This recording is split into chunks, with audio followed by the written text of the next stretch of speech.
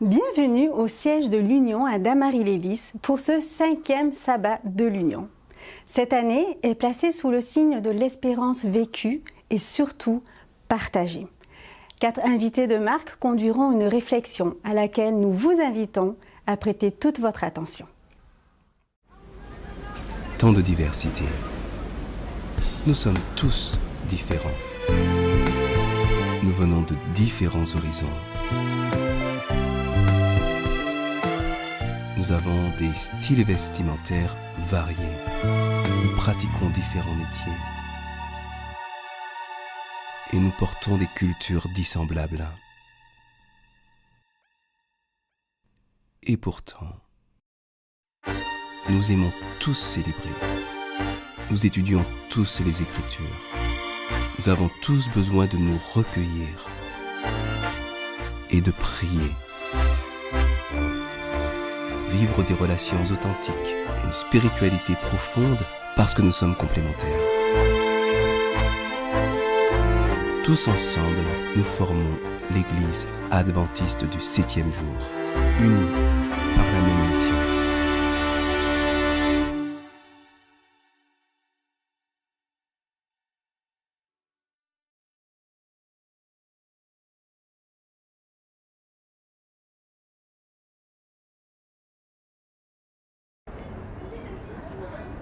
Alors, en tant que chrétienne protestante coréenne, j'étais à l'église coréenne, église protestante. Mais un jour, vers fin 2011, j'ai trouvé une émission à l'internet, une émission de l'étude de la Bible, Daniel et l'Apocalypse. J'ai découvert plein de doctrines qui n'étaient pas pareil que j'avais appris, et donc ça m'a un peu bouleversée, ça m'a fait un grand choc.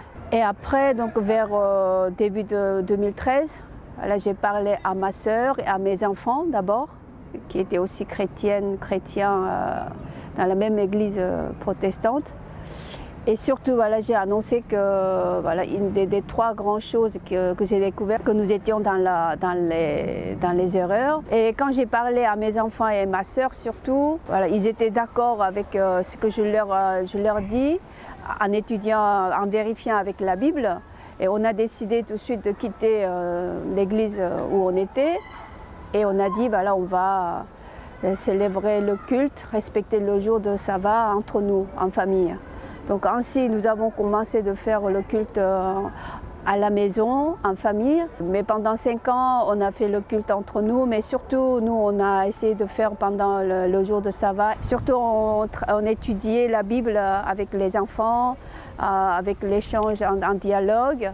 J'ai senti vraiment de besoin d'avoir une église pour pouvoir évangéliser, pour pouvoir accueillir les autres gens, les autres Coréens ou Français qui veulent nous joindre. Avec ma sœur, on est allé en Corée pour rencontrer pour la première fois, aller voir comment on fait le culte, célèbre le culte du jour de sabbat. Et voilà, on a rencontré aussi les pasteurs coréens aussi là sur place.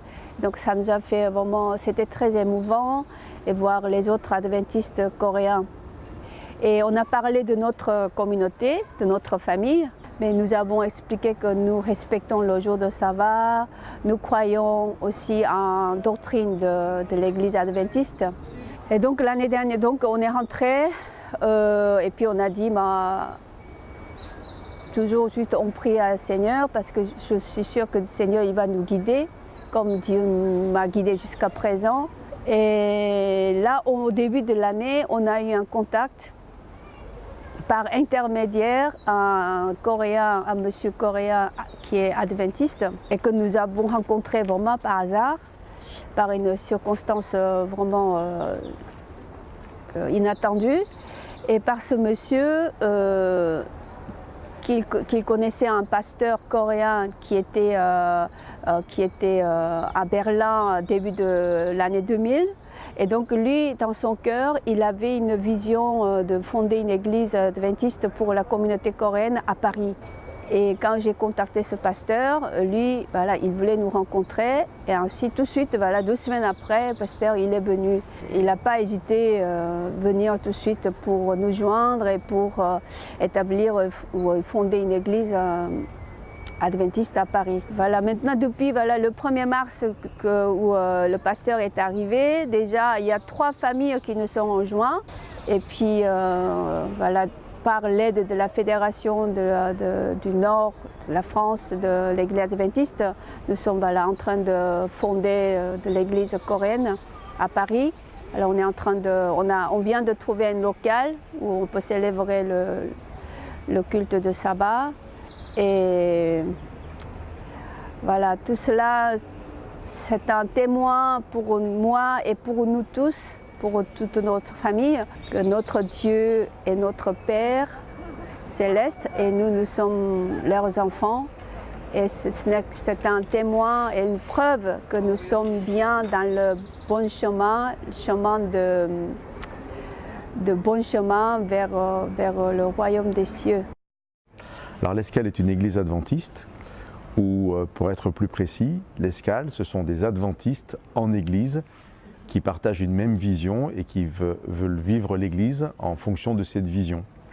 Donc on peut dire que le cœur, le noyau de l'Église l'Escale, c'est un petit nombre d'adventistes, mais qui ont accepté de voir en fait l'Église comme l'ensemble des personnes qui viendront rendre un culte avec nous.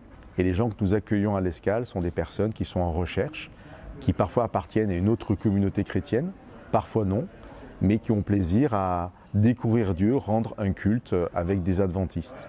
Donc du départ, l'idée de vivre l'Escale, c'était de mettre l'accueil et la bienveillance et l'accompagnement au centre du projet. Et donc nous sommes attentifs dans l'accueil et dans tout le déroulement du culte, à faire en sorte que la personne puisse comprendre ce qui se dit. Donc c'est le thème classique de faire attention au vocabulaire qu'on emploie. Mais là on est allé jusqu'à faire attention aussi au vocabulaire des chants connus que nous pouvons chanter, quitte à changer quelques mots dans un chant, pour qu'il n'y ait pas de mots incompréhensibles. Et aussi l'Escale a créé des chants, et nous sortons ces semaines notre premier CD de chants créés pour l'occasion. Alors dans la pratique, c'est très interactif, il y a beaucoup de participation, n'importe qui ou tout le monde peut prendre la parole, avec beaucoup de temps de témoignage. On a mis chaque semaine un temps d'actualité, on reprend un événement de la semaine, on en parle et on fait une application spirituelle par rapport à cet événement. Alors le format évolue au gré de notre compréhension de l'attente des personnes, de ce que nous avons envie de vivre aussi. Pas mal de jeunes sont présents, donc nous sommes aussi attentifs, ils font partie du groupe de réflexion. Et actuellement, le format que nous utilisons, c'est de vivre en fait le temps de l'école du sabbat au cœur du temps de culte. Donc chaque semaine, nous choisissons une question de l'école du sabbat, quelques textes, et nous le vivons en groupe pendant à peu près un quart d'heure, 20 minutes. Et ensuite, je conclus par alors, ce qu'on va appeler classiquement une prédication, mais qui dure à peu près 5 minutes. Alors c'est très court, mais le temps spirituel, bien sûr, est compris par l'ensemble de ce que nous vivons, les chants, les témoignages, les prières, le temps d'actualité, des lectures, des poèmes. Chacun peut participer comme il le veut, des chants, et l'ensemble fait 1 heure, 1 heure et demie. Nous avons fêté récemment notre 3e anniversaire, et actuellement nous sommes à peu près une vingtaine. Alors je n'ai pas de statistiques précises, mais quand je dis une vingtaine de personnes, qui est le chiffre actuel, nous tournons à peu près 2 tiers d'adventistes, c'est-à-dire de membres d'église, et 1 tiers de non-adventistes qui n'ont aucun rapport avec l'église, donc pas des enfants d'adventistes, mais vraiment des gens qui ne sont pas liés à notre église d'une façon ou d'une autre. Alors je pense que ce qui est très appréciable pour les personnes qui viennent, c'est que c'est la notion d'accueil dont je parlais. Le tutoiement est obligatoire et les personnes se sentent partie prenante de l'église, toujours comme l'ensemble des personnes qui sont là. Alors ce que je n'ai pas précisé, c'est que du départ, nous avons mis en place un buffet qui accueille les personnes, donc des boissons chaudes, des boissons fraîches, de qualité. On essaie de faire pas de soda, mais voilà, des choses de qualité. Et souvent, c'est plutôt à la fin du culte qu'on se retrouve autour de ces boissons, quelques biscuits sucrés ou salés. Et donc, ça permet de prolonger en fait la rencontre dans un temps plus informel, mais qui est souvent aussi plus propice à des échanges. Alors nous fêtons nos 3 ans, nous avons eu effectivement 4 baptêmes, un seul et ensuite 3 baptêmes. Voilà, donc oui, ça fonctionne. Hein. Le projet de l'Escale, il résulte d'une évidence que sur Marseille, il manquait peut-être un lieu plus simple, plus actuel, plus moderne dans sa façon de recevoir les gens, de vivre le culte. Et ça semblait donc évident que si nous pouvions créer ce type de lieu, des gens viendraient. Ce que je n'ai pas encore dit, ce que j'ai oublié, c'est que l'Escale se réunissait l'après-midi. C'était sur la demande de ceux qui ont pensé l'Escale. Et ça donne tout de suite un caractère beaucoup plus convivial. On a fait le choix qui est très engageant de se réunir toutes les semaines pour que les gens qui ne sont pas adventistes, qui n'ont pas l'habitude de venir, ne se posent pas la question de savoir si ça existe ou pas, si c'est ouvert ou fermé. Donc voilà, c'est vraiment l'idée de vivre un culte ensemble.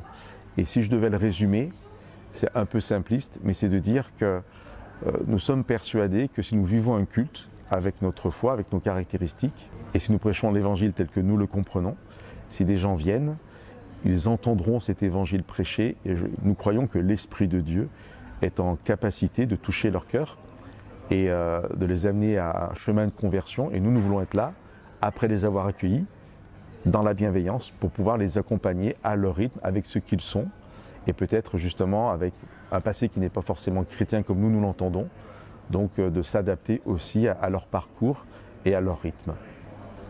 L'initiative du groupe de maison a commencé au mois de mai 2016 et c'est parti parce qu'on habite trop loin de Bruxelles, à environ plus ou moins 52 km, et nous nous rendions compte que c'était difficile de faire notre mission finalement comme il faut, parce qu'on faisait les campagnes d'évangélisation et c'était pratiquement impossible d'inviter les gens, nos voisins, de venir à Bruxelles vu que c'est très loin.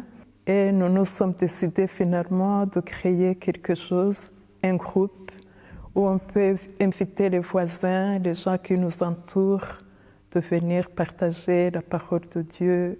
Ma femme et moi qui ont réfléchi concernant ça, on a eu le sentiment un petit peu que nos enfants ont quitté l'Église. C'était très dur de les inviter à une Église traditionnelle. Je pense que c'est 5 ans que j'ai entendu une histoire d'un pasteur à Australie qui a prié pour ça parce qu'il a eu les mêmes problèmes. Les enfants se distancent de l'Église un petit peu. Il a prié, il a commencé avec une église à sa maison, à la maison des parents. Et nous avons invité nos 2 fils, mes beaux-parents, des amis, et nous avons quand même un bon groupe de 7 à 8 personnes qui se réunissent chaque 3 semaines au sabbat. Le groupe est fréquenté par les membres de l'Église et nous avons actuellement 3 non-adventistes qui sont réguliers dans nos réunions les sabbats matins. Ce qu'on fait, c'est beaucoup de moments de louange. On a 2 qui jouent la guitare et on a de louanges, des cantiques, des moments de prière, lecture biblique, un petit échange ou une petite méditation sur la passage de la Bible. Nous étudions la leçon de l'école du sabbat que nous discutons en long et en large. Nous donnons les offrandes et après l'étude de l'école du sabbat, normalement celui qui est prêt pour une petite méditation enchaîne par un verset biblique qu'on discute. Et nous finissons par un moment de convivialité que nous apprécions beaucoup. Nous partageons autour du repas. Les non-adventistes qui fréquentent le groupe reviennent parce que pour eux, ils ont trouvé une famille où ils peuvent discuter de la parole de Dieu, où ils se sentent bien et ils ont la soif de découvrir, d'apprendre la Bible. Ils sont à l'aise, c'est dans la maison de leurs parents. Ce n'est pas l'Église traditionnelle avec toutes les choses. Oui, ils sont chez eux, hein, on peut dire. C'est aussi une autre atmosphère dans une église de maison. On est plus à l'aise. Oui, c'est pas formaliste. On est plus égal. Je pense qu'aller à une église, pour le moment, c'est une grande barrière pour beaucoup de personnes. Ils ont une aversion vers les églises traditionnelles, aussi un bâtiment d'une église traditionnelle. Beaucoup de gens sont sécularisés. En anglais, on dit simple church, simple, église simple. En effet, c'est très simple hein, d'organiser ça. C'est prier, chanter, lire la Bible, échanger des idées concernant la Bible, manger ensemble. C'est très simple, ça coûte rien, presque rien du tout. Si quelqu'un a envie de lancer un groupe de maison, je lui dirais d'aller de l'avant parce que c'est le bonheur de servir Dieu en petit groupe. Il y a beaucoup de gens qui n'ont pas de réponse. Dans le passé, on a eu surtout le catholicisme, mais on est dans un vacuum existentiel pour le moment et il y a beaucoup de personnes qui ne voient pas le sens de la vie et certainement il y a la possibilité là pour l'espoir pour l'évangile. L'évangile, c'est l'espoir.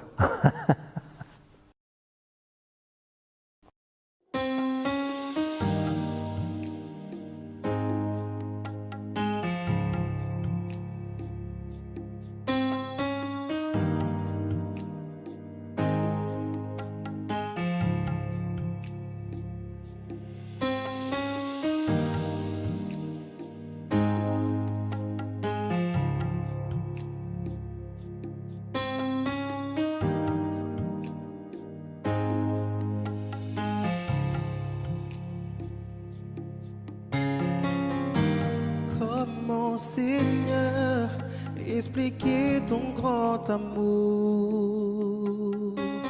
Je bois de ton eau et voici tout est nouveau.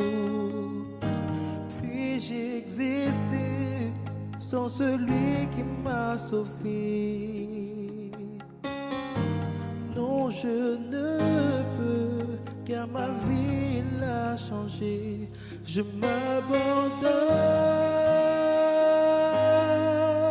à toi. Je m'abandonne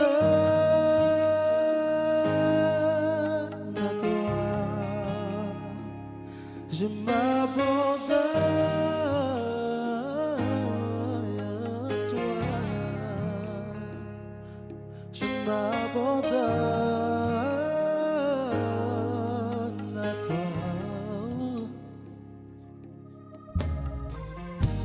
Comment, Seigneur, expliquer ton grand amour?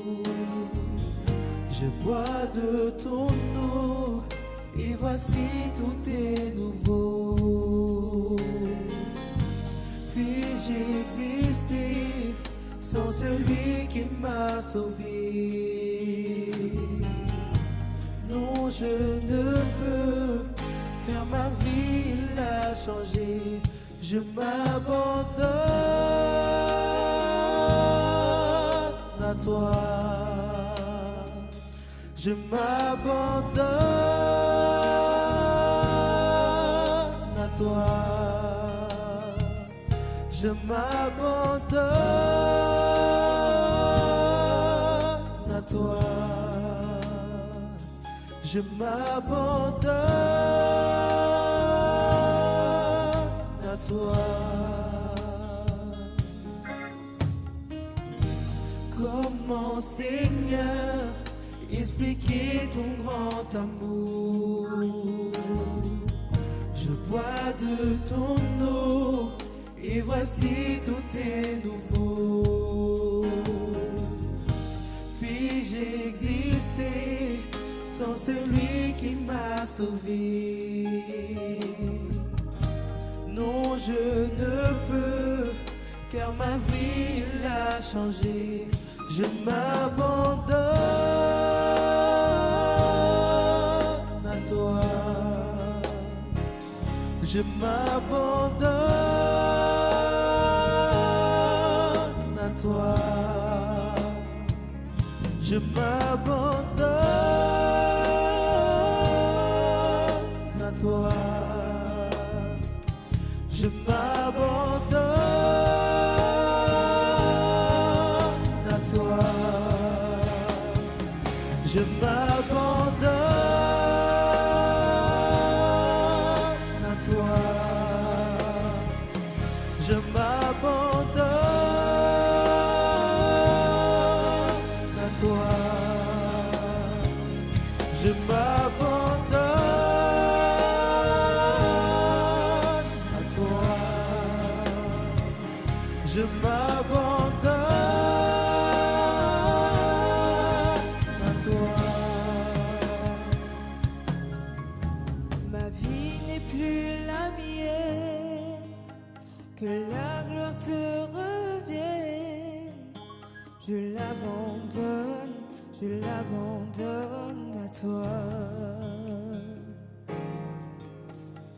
Ma vie n'est plus mienne, que la gloire te revienne.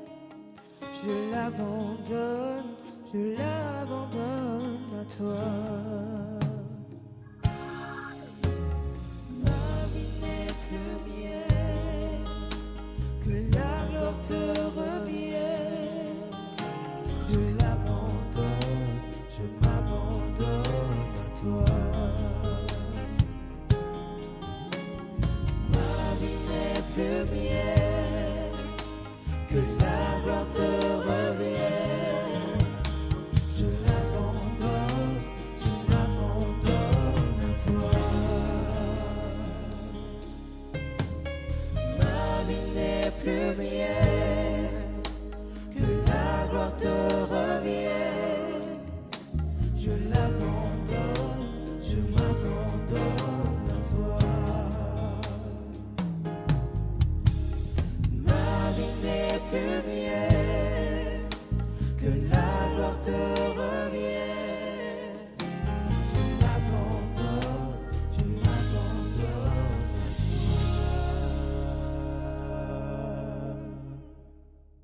Bonjour chères sœurs, chers frères. C'est un vrai privilège de vous accueillir ce matin ici, dans les locaux de l'Union des fédérations adventistes de France, de Belgique et du Luxembourg. Mais la technologie nous permet à notre tour d'être reçus chez vous, dans la grande majorité de nos églises. Je suis accompagné des 3 présidents de nos fédérations. Le pasteur Daniel Monachini, de la Fédération des Églises du Sud de la France, le pasteur Jean-Jacques Chaffograc, pour la Fédération des Églises du Nord de la France, et le pasteur Jeroen Tunstra, pour la Fédération belgo-luxembourgeoise. Dans le monde, nous sommes plus de 21 millions d'adventistes. Je suis toujours bouche bée face aux chiffres qui louent la croissance de l'Église. Au camp, en quelque part dans le monde, des milliers de baptêmes sont enregistrés suite à une campagne d'évangélisation. Bien sûr, c'est moins spectaculaire quand nous regardons les chiffres plus près de chez nous. Une petite église à la frontière entre la France et la Belgique a eu un baptême pour toute une année. C'est pour cela que les chiffres sont souvent trompeurs, parce qu'ils ne tiennent pas compte du contexte ni de l'effort réalisé. Habakkuk a affirmé « Observez bien ce qui se passe parmi les autres peuples. Soyez étonnés et très surpris. Oui, quelque chose d'extraordinaire va arriver pendant votre vie. Si on vous raconte cela, vous ne le croirez pas. » Notez bien, quelque chose d'extraordinaire va arriver pas tard, mais pendant votre vie. Le grand mandat de Jésus qu'il a donné à ses disciples était simple, clair, puissant. Faites des disciples. Fais quelque chose, implique-toi dans la mission en faveur d'autrui. Rien de plus extraordinaire que d'être un des agents qui invite des personnes à Christ. Quand Jésus a fait cette déclaration, il initiait un organisme qui continuerait à se reproduire et à l'intention très claire, que chaque disciple fasse un autre disciple. C'est le principe de la multiplication. Avec les chiffres, nous pouvons facilement conclure que nous grandissons, certes pas à la vitesse que nous aimerions, mais la croissance, elle est là. Nous faisons ce que nous considérons être le meilleur possible, mais pas vraiment ce que le Maître nous a appris. Ellen White a attesté que l'Église est le moyen que Dieu a choisi pour faire connaître le salut aux hommes. Établie pour servir, elle a pour mission de proclamer l'Évangile. Dès le commencement, Dieu a formé le dessein de révéler par elle sa puissance et sa plénitude. Les hommes qui la composent, ceux qu'il a appelés des ténèbres à sa merveilleuse lumière, doivent refléter sa gloire. Dans le livre des Actes, chapitre 1er, verset 5, il nous est dit « Mais vous allez recevoir une force, celle de l'Esprit Saint, qui descendra sur vous. Alors vous serez mes témoins à Jérusalem, dans toute la Judée et la Samarie et jusqu'au bout du monde. » La promesse du Saint-Esprit a été faite à l'Église. C'est l'équipement spécial, l'habilitation pour remplir le mandat. Et Jésus a déclaré à ses disciples qu'ils seraient ses témoins sur la terre. Nous ne sommes pas laissés sans ressources ou à compter uniquement sur nos forces. En tant que communicateurs et messagers de Dieu, nous avons été appelés à diffuser le message de l'Évangile de Christ dans 3 domaines spécifiques. Les missiologues ont examiné et étudié ces domaines d'une grande sagesse, ayant pour résultat le rôle et la responsabilité de l'Église de participer au travail de l'évangélisation. Partager l'Évangile et faire des disciples, glorifier le Christ n'est pas une tâche facile. Mais avec la force de l'Esprit Saint, nous serons ses témoins. C'est un attribut propre aux êtres humains. Cette expression clé concerne chaque croyant. Un témoignage personnel afin d'agir pour le bien de nos semblables. Il n'y a pas de véritable accomplissement de la mission sans cette fusion entre la créature et le Créateur dans un témoignage puissant. Le premier objectif, c'est Jérusalem. Non, je ne suis pas en train de parler de la ville, mais de ce que cela signifie. La communication du message du Christ aux personnes qui sont proches ou que nous côtoyons. Celles qui partagent notre propre culture et notre langue. C'est l'appel qui fait à chaque chrétien dans chaque société et est souvent défini par les termes évangélisation proche ou évangélisation relationnelle. C'est le ministère qui favorise la communication avec la famille, les amis, les voisins, les collègues de travail et les autres. C'est la méthode d'évangélisation la plus puissante. En effet, les gens sont plus facilement touchés car ils peuvent mieux comprendre le message qui est transmis. Aucune méthode particulière n'est suffisante pour communiquer l'Évangile à tous, au même endroit et au même moment. Dieu a mis à notre disposition de nombreuses méthodes pour la conversion du pécheur.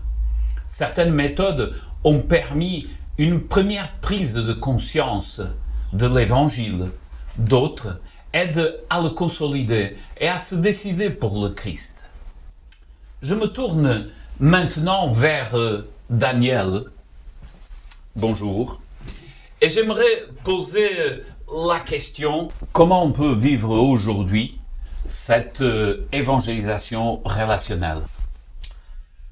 L'accent posé dans notre fédération sur les groupes de maisons, les groupes de foyers, les églises de maison, développe cette évangélisation relationnelle en mettant en avant la spontanéité, la connexion entre les personnes, la passion, la conviction, mais avant tout la convivialité et la simplicité. Nombre d'études et les témoignages nous présentent le fait que le contact avec nos contemporains se construit sur une base de simplicité et d'authenticité. Et donc, accueillir chez soi, ou à l'église, mais accueillir chez soi de préférence des amis, des proches, permet de vivre cette simplicité, cette fluidité du témoignage et d'incarner la mission. Je porte la mission, je ne transmets pas un témoignage, je suis ce témoignage. Ma vie est ce témoignage, et l'impact du Christ dans mon histoire, dans mon caractère, dans ma famille, dans ma maison, dans mon foyer, est le meilleur témoignage de cette présence du Christ en moi. Si je comprends bien, donc, cette évangélisation relationnelle, elle démarre par mon vécu avec le Christ, et avec l'autre, là où je suis. Tout à fait, et non seulement cela, vraiment le accueillir chez soi, ouvrir sa maison, ou partager avec d'autres dans cette simplicité du quotidien, c'est vraiment le Christ qui s'incarne dans mes habitudes de vie, dans la simplicité. C'est pas quelque chose que je vis quelque part, c'est la cohérence d'un vécu. Et nous nous rendons compte que nos contemporains interrogent alors le christianisme en général, les croyants en général, mais nous aussi en tant qu'adventistes du 7e jour, sur cette cohérence et cette authenticité.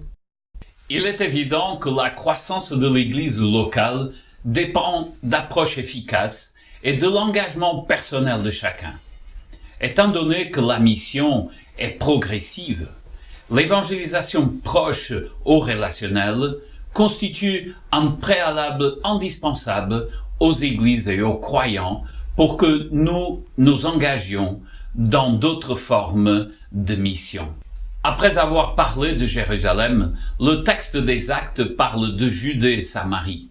Cela correspond aux méthodes qui se rapportent aux personnes de même langue ou similaires, mais de cultures différentes. Des actions de cette nature s'appliquent à des voisins géographiques ou culturellement proches. Cette démarche aboutit souvent à des campagnes d'évangélisation, à des séminaires, au service de la prédication en faveur des personnes distinctement différentes et plus éloignées de notre zone de confort. Ce type de ministère est capable et devrait faire partie du programme de chaque église locale. Oui, chaque individu et chaque église locale doit avoir son propre plan d'évangélisation. L'engagement individuel et collectif nécessite de sortir de sa zone de confort et de partager l'amour du Christ avec des personnes qui ont besoin d'entendre le message du salut et qui ne comprennent pas forcément nos codes ou notre vocabulaire. Jean-Jacques, parle-nous de cette forme d'évangélisation plus publique, plus événementielle. C'est vrai que lorsque nous lisons les évangiles, nous réalisons que Jésus avait à certains moments un rapport personnel avec les uns et avec les autres. La femme samaritaine, Nicodème, et que par ailleurs il avait des moments où il parlait à des foules nombreuses. Et donc on voit que déjà son ministère nous montre qu'il y a plusieurs formes d'évangélisation complémentaires. Et l'évangélisation publique est une occasion de permettre à nos églises de vivre des moments forts de témoignage et de partage. C'est l'occasion de mettre en évidence les dons multiples que Dieu a accordés à son Église.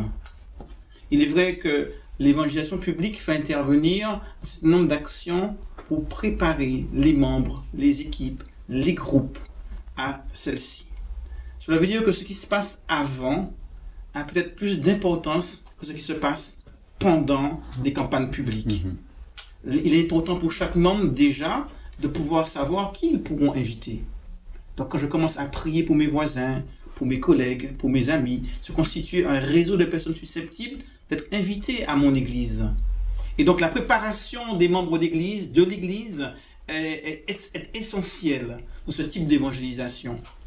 Donc elle a un but multiple, permettre à chacun de trouver une implication possible de par les dons que Dieu lui a confiés, donner à chacun l'occasion de témoigner pour savoir qui ils pourront inviter, et donner à l'église également de mettre en évidence tous ses talents, que Dieu a confiée pour que l'évangile soit proclamé.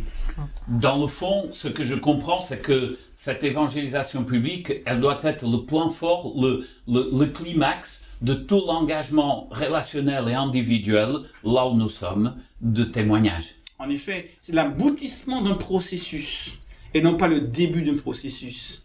Et la préparation d'une campagne d'évangélisation, eh bien, c'est l'occasion de mettre chacun en action. Mais qui après continue par un engagement des nouveaux venus et un accompagnement spirituel pour qu'ils puissent grandir. Ce sont des cycles. Après avoir préparé des membres d'église, créé un réseau relationnel, enseigné la parole, il y a ces moments de rassemblement collectif où on va pouvoir prêcher la parole, et ensuite, il va falloir former, il va falloir donc faire des disciples, il va falloir que ces nouvelles personnes puissent à leur tour être des témoins. Jusqu'au cycle suivant, où année après année, l'Église prend l'habitude de s'impliquer, de s'engager dans le partage de la foi. Je pense que ça, c'est une expression qui nous parle. Faire des disciples qui se multiplient et qui font d'autres disciples. C'est sans doute encourageant de participer à de telles actions, car nous avons besoin de nous sentir partie intégrante d'un corps, d'un mouvement qui accomplit la mission.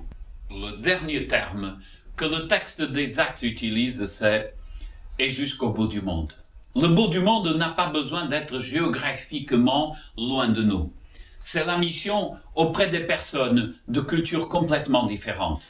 Ce type de ministère s'étend à des personnes avec qui nous n'avons pas forcément d'affinité en raison de cultures distinctement différentes.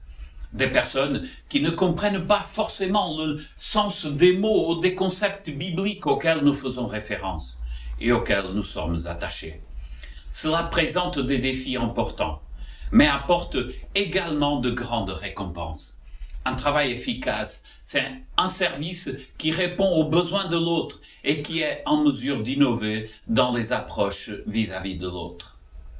Jeroen, aujourd'hui, nous parlons beaucoup de centres d'influence, d'évangélisation innovative.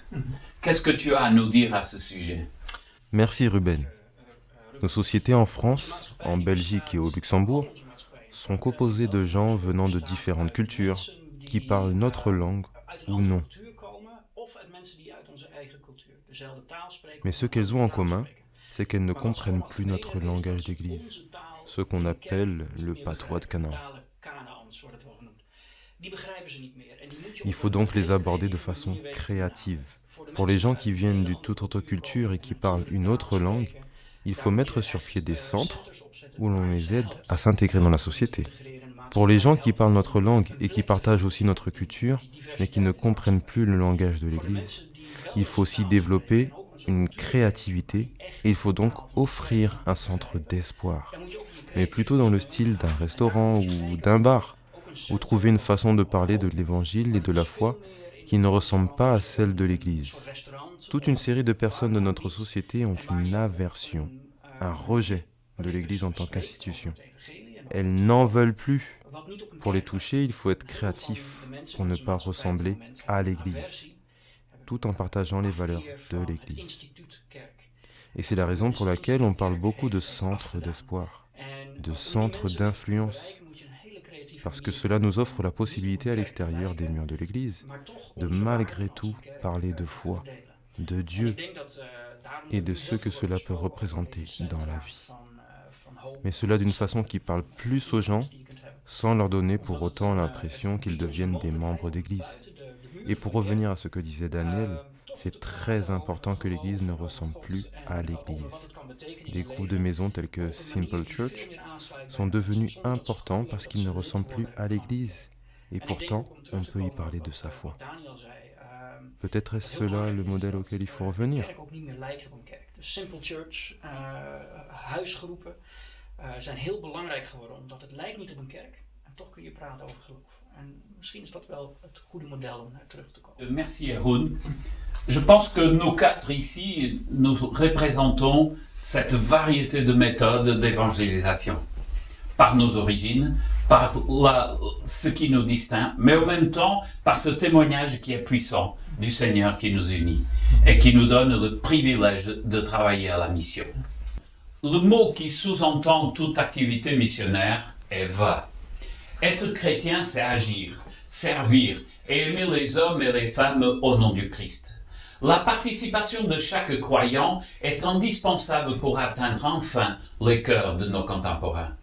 Dans le livre « Service chrétien », nous pouvons lire « Si chacun de vos membres était un missionnaire actif, le message pour notre époque serait proclamé rapidement à tout le pays, à toute nation, à toute langue. » Remarquez que le secret de l'achèvement de l'œuvre est « si chacun ». En d'autres termes, chaque membre doit être missionnaire actif au nom du Christ. Implication totale. Chaque membre d'Église doit faire quelque chose pour Jésus. Cela inclut des hommes, des femmes, des jeunes, des enfants, des moins jeunes, tous engagés, impliqués dans la proclamation du message d'espérance, quelle que soit la forme qu'elle prendra. Ensemble, porteurs d'espérance, jusqu'à que le Christ vienne. Eh bien, après un tel message, nous ne voulons repartir sans avoir une action concrète à mener. Nous mettons donc à votre disposition 4 cartes postales. Chacune d'entre elles étant porteuse d'un message d'espoir. Choisissez une personne de votre entourage, quelqu'un pour qui vous souhaitez prier. Envoyez-lui anonymement les 3 premières cartes, l'une après l'autre, en laissant passer une semaine entre chacun des envois. Pendant ces 3 semaines, priez tous les jours pour cette personne. La dernière semaine, écrivez-lui un mot d'amitié et d'encouragement sur la dernière carte et signez-la. Nous y avons aussi ajouté l'adresse de site web qui pourront lui faire le plus grand bien. C'est un petit effort que de faire cela, mais ce geste peut, en lien avec d'autres actions, donner des résultats jusque dans l'éternité.